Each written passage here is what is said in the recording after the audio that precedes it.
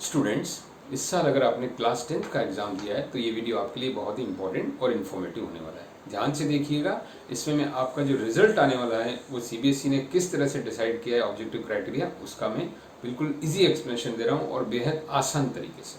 तो आइए वीडियो को स्टार्ट करते हैं।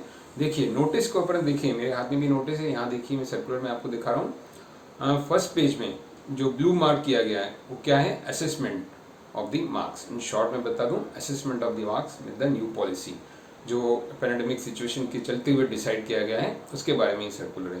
तो इसका नेक्स्ट पेज पे चलें तो इसका फोर्थ पॉइंट आप ध्यान से देखिए, असेसमेंट।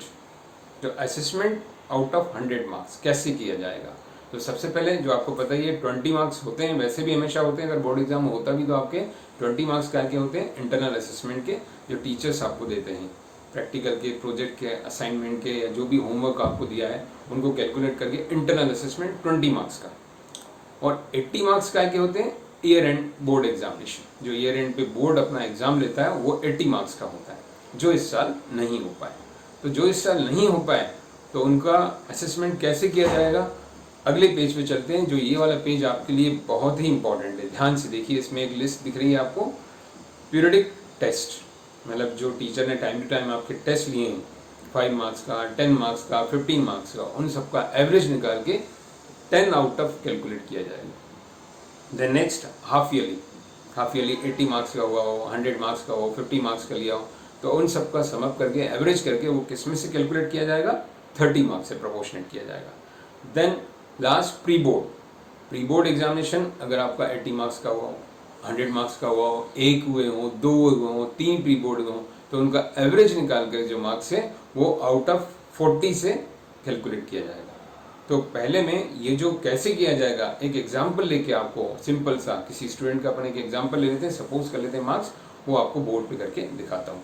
क्लास 10th जैसे सर्कुलर में दिया हुआ है ऑब्जेक्टिव क्राइटेरियन, ये जो ऑब्जेक्टिव क्राइटेरियन है इसको मैं ब्रीफली व्हाइट बोर्ड पे समझा रहा हूँ एक स्टूडेंट का एग्जाम्पल लेके। तो देखिए बोर्ड पे मैंने लिखा है test exam, periodic test, maximum marks 10, half yearly 30, pre board 40। जो नोटिस में दिया था उसको मैंने यहाँ लिख दिया है ताकि आपको मैं अच्छे से एक्सप्लेन कर सकूँ। तो स्टूडेंट यहाँ में एग्जाम्पल लेते हैं, रवि एक स्टूडेंट है जिसके 5 में से आए 3 एक टेस्ट में। उसने टोटल 3 टेस्ट दिए और 6 आए मान लेते हैं हम, चलिए 10 में से, और फिर इसके 3 आए 10 में से।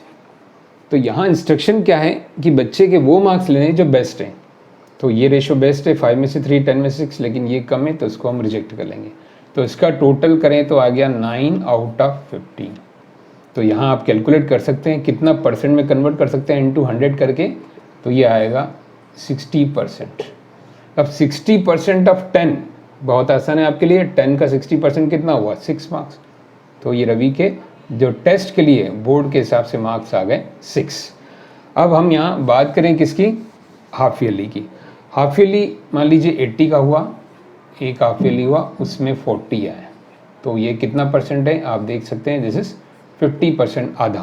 तो 30 का आधा 50%, 50। ओके स्टूडेंट, अब हम यहाँ प्री बोर्ड की बात करें। प्री बोर्ड की बात करें तो यहाँ 80 में से इसके एक में आए 46 और एक में आए यहाँ 50। तो प्री बोर्ड का एवरेज निकालें। अगर 3 प्री बोर्ड हो और उसमें किसी में वर्स्ट हो, कम हो, तो उसको हम रिजेक्ट कर लेंगे। तो एटलीस्ट 2 का तो एवरेज लें। तो ये आ गया 96 आउट ऑफ 160। तो यहाँ आप परसेंट में कैलकुलेट करें इसको, तो दिस इज कमिंग व्हाट? 60%। ये इसको 100 से इनटू करें तो ये आ रहा है 60%। तो 40 का 60%, 4 6 जा 24, तो ये आ रहा है 24। ओके स्टूडेंट, तो यहाँ इसके 60% प्री बोर्ड में आ रहे हैं एवरेज निकाल के। तो 40 का 60% 24। तो अब देखिए टोटल कितना होता है रवि का? This is 30 and this is 14, this is 15, 45। तो रवि के जो ईयर एंड बोर्ड एग्ज़ाम हैं उसमें 80 में से 45 आ रहे हैं आइए इसके बाद स्टूडेंट कुछ इंपॉर्टेंट पॉइंट ब्रीफ कर देता हूँ आपको जो सर्कुलर के एंड में है। तो स्टूडेंट इन सब के लिए स्कूल में कमिटीज डिसाइड की गई हैं, जिसमें प्रिंसिपल, सब्जेक्ट टीचर्स और 2 एक्सटर्नल टीचर रहेंगे, ताकि ट्रांसपेरेंसी मेंटेन हो रिजल्ट बनाने में। और ये रिजल्ट बनाकर सीबीएसई बोर्ड को भेजा जाएगा अप्रोक्स जून फर्स्ट वीक तक, और 20 जून को आपका रिजल्ट आता है। अब यहाँ कुछ इंपॉर्टेंट क्वेश्चन आते हैं, उसके बारे में हम डिस्कस करते हैं। बहुत ही अहम क्वेश्चन जो हर बच्चे के दिमाग में आते हैं।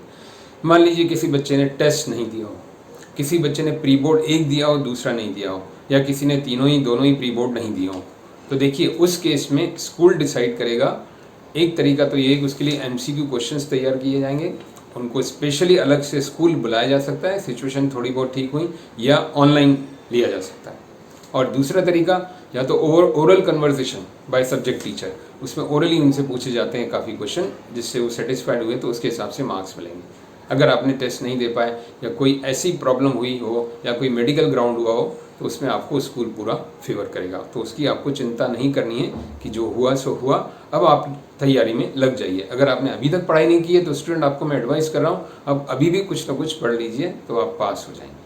अब यहाँ एक और इम्पॉर्टेंट क्वेश्चन जो बच्चों के दिमाग में आ सकता है कि मैंने टेस्ट तो सभी दिए हैं लेकिन अच्छे नहीं गए मेरे टेस्ट। ध्यान से सुनिए, एक बहुत इंपॉर्टेंट क्वेश्चन है जो काफ़ी कॉमन है कि मेरे टेस्ट अच्छे नहीं गए, सेटिस्फैक्टरी नहीं गए, तो क्या मैं फेल तो नहीं हो जाऊंगा।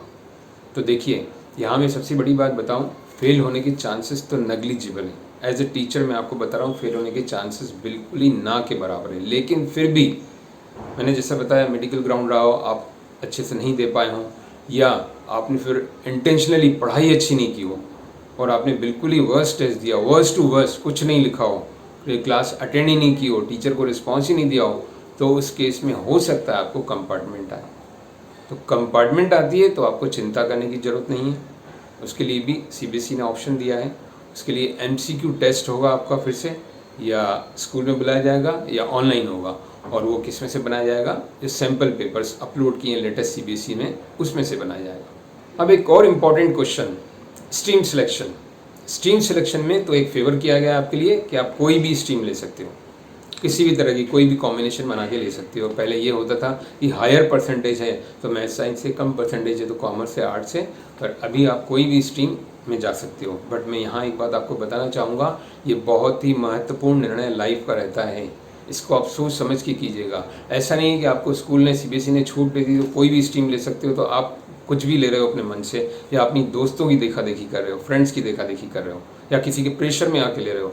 तो आपको किसी के प्रेशर में भी नहीं आना, किसी की देखा देखी भी नहीं करना, खुद मन से स्ट्रीम सिलेक्शन करना है, ये सोचते हुए लॉन्ग टर्म में कि मुझे क्या बनना है, आज से 10 साल बाद मैं क्या बनना चाहता हूँ, किस में मेरा इंटरेस्ट है और कौन सी ऐसी पढ़ाई है, क्या सब्जेक्ट है जिसको मैं एंजॉय कर सकता हूँ, वही स्ट्रीम आपने ध्यान दीजिएगा जरूर, नहीं तो बाद में प्रॉब्लम होती है। तो इसके रिगार्डिंग मैंने कई वीडियो अपलोड भी किए हैं, वो आप ज़रूर ध्यान से देखिएगा। एक और अहम क्वेश्चन जो पढ़ने वाले बच्चे हैं, स्टूडियस बच्चे हैं, उनके दिमाग में आता है कि हमारे परसेंटेज अगर सेटिस्फैक्ट्री नहीं आए तो क्या करेंगे। हमने लास्ट क्लास में तो बहुत मेहनत की, लेकिन हमने पहले जो दिया था वो ठीक से नहीं दिया था, हमारे कम आए तो हम क्या करेंगे। तो उसका सीधा सीधा ऑप्शन है, पहले भी मैं बता चुका हूँ, सर्कुलर में आ चुका है कि if you are not satisfied with your marks, suppose you are getting the 74 but you deserve the 90+, तो you can claim for the board exam. आप लोग कि मार्क्स सेटिस्फैक्ट्री, संतोषजनक नहीं आए तो आप अप्लाई कर सकते हो और आपको बोर्ड एग्जाम देने का मौका मिलेगा। कब? जब सिचुएशन ठीक हो जाएगी। तो आपको बिल्कुल घबराने की ज़रूरत नहीं है। हर तरह से सीबीएसई हो या स्कूल हो आपके फेवर में है। बस मैं एक बात ज़रूर कहना चाहूँगा, जब तक आपका रिजल्ट आए तो आप थोड़ा 10th के टच में रहिए। चाहे आप 11th स्टार्ट कर चुके हो, 10th के टच में ज़रूर रहिए। और भी कोई क्वेरी हो तो आप कमेंट बॉक्स में लिख सकते हैं। तब तक के लिए ऑल द बेस्ट, सुरक्षित रहिए, अपना ध्यान रखिए।